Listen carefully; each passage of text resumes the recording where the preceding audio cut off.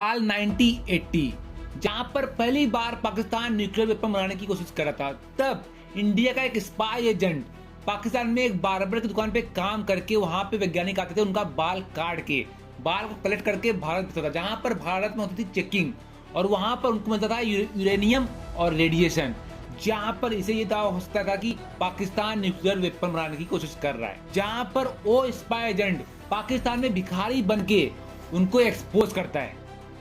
जी हाँ, हम बात कर रहे हैं इंडिया के जेम्स बॉन्ड, कर रहे हैं अजीत डोभाल, जो भाई इंडियन सिक्योरिटी एडवाइजर हैं अभी।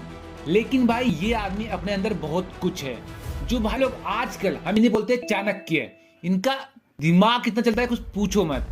जहां पर अगर बात करें इनका पास्ट, तो भाई बहुत कुछ बोलता है। जहां पर 1974 में भारत ने परमाणु परीक्षण किया था और उसमें गई थी सफल। वो देखते हुए पाकिस्तान में भी 1977 1980 में उन्होंने भी न्यूक्लियर वेपन बनाने की कोशिश की, जहां पर इसका थोड़ा शक भारत को हो गया।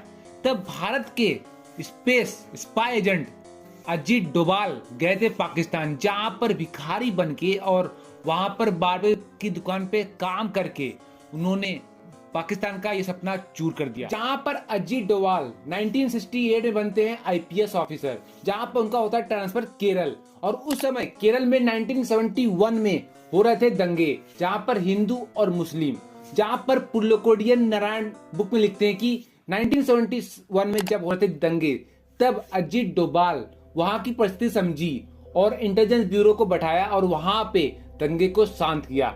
जहां पर अगर चोर चोरी करता था तो सामान को लेकर आकर भी अजीत डोभाल उन सबको देते थे। जहां पर ये देते हुए 1972 में अजीत डोभाल बनते आईबी इंटेलिजेंस ब्यूरो, जहां पे अजीत डोभाल बनते उसके विंग। उसके बाद 1972 जाते हैं मिजोरम, जहां पर मिजोरम लाल डेंगा एमएनएफ पार्टी के थे लीडर, जो एक नया स्टेट मांग रहे थे। तब 1972 को मिजोरम को एक केंद्र शासित प्रदेश माना गया। उसके बाद 1987 को मिजोरम को एक स्टेट बनाया गया, केंद्र शासित प्रदेश नहीं था, जहां पर उसकी थी कैपिटल आइजोल।